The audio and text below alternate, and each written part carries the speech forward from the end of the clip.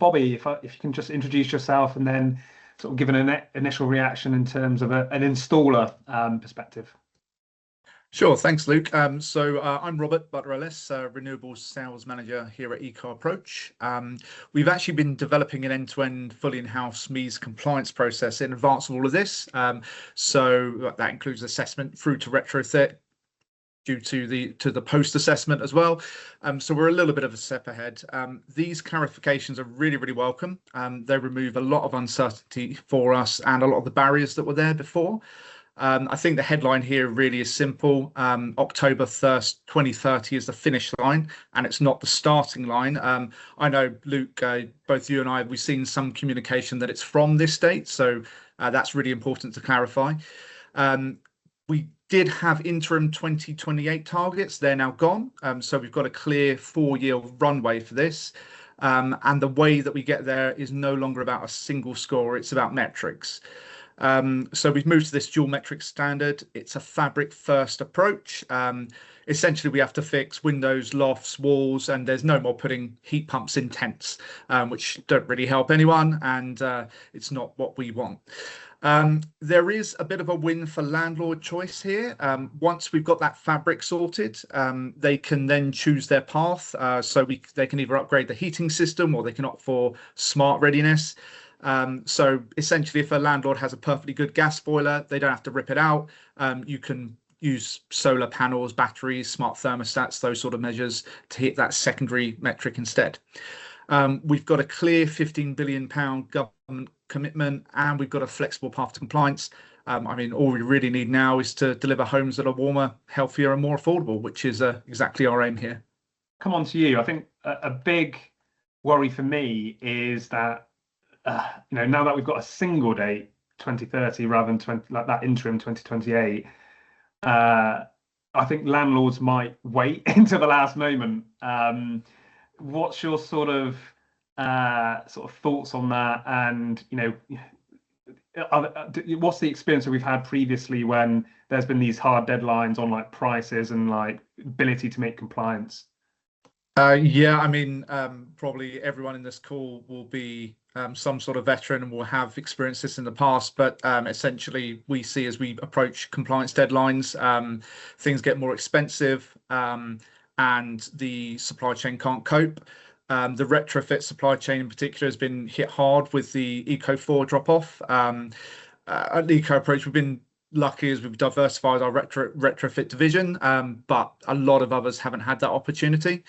And as with any industry, when you see demand outpace supply, you'll see price increases. You'll see, I mean, landlords and letting agents here might remember the introduction of the ICRs 5 years ago and how difficult that was to implement, introduce. And this is far more complex. There are a lot of moving parts in this. But I think probably the key thing to note here is earlier is better. There are incentives to do things immediately, and there will be grandfathering as well. So that is a clear signal from the government that they want people to start now. So if a property achieves a C rating under the current RD SAP system, and that's before October 2029, that will be considered compliant until that certificate expires, and they've already confirmed that the 10 years will be staying. So my message really would be to get started now or as soon as you possibly can to reduce risk. But we will see struggles in the supply chain, and the longer you wait, the bigger the risk it's going to be.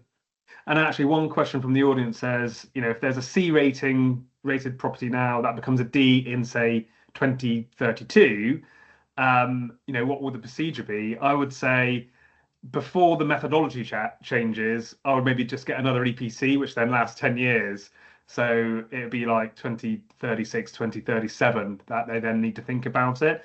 Yep. But yeah, again, Bobby, you can sort of chip in on this, but if it does expire in 2032 and it is a D, then yeah, they would have to go through the MEES process and become compliant, basically. Yeah, absolutely. I think it'll be local authorities policing this. I don't think we are aware yet of what the central register would look like, but considering we have that for EPCs already, that will exist. And I think there are some things which will lock some landlords out. I think just owing to the changes to the EPC format themselves, especially the energy cost metric, that's going to be quite a big win for tenants. So they will be able to see estimates of actual running costs. So you might be at a disadvantage if you can't show that to potential tenants.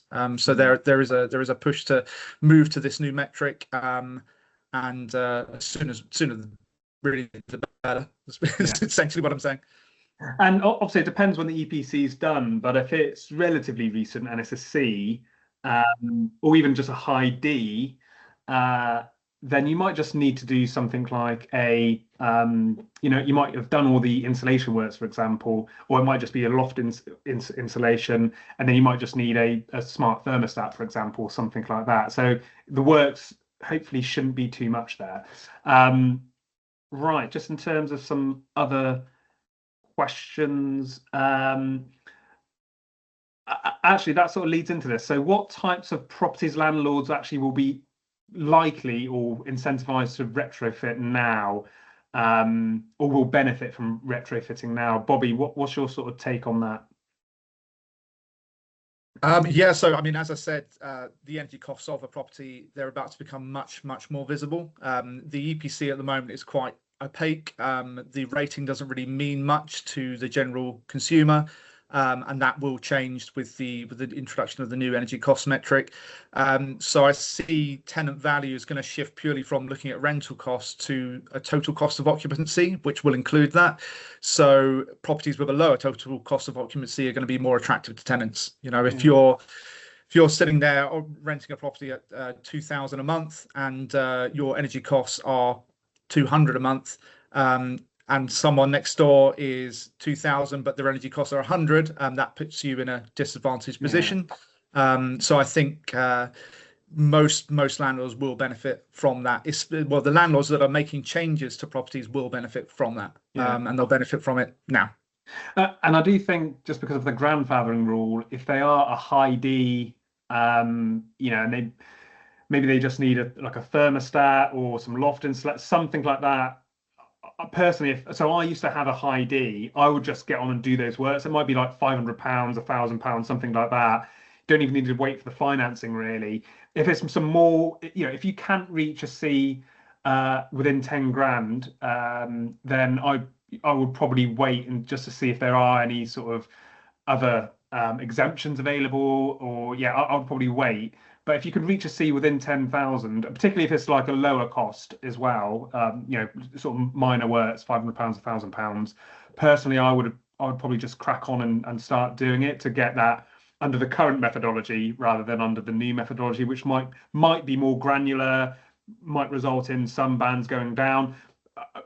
We don't know yet. Maybe even some going up, but because it's more granular, I suspect it'd be more strict.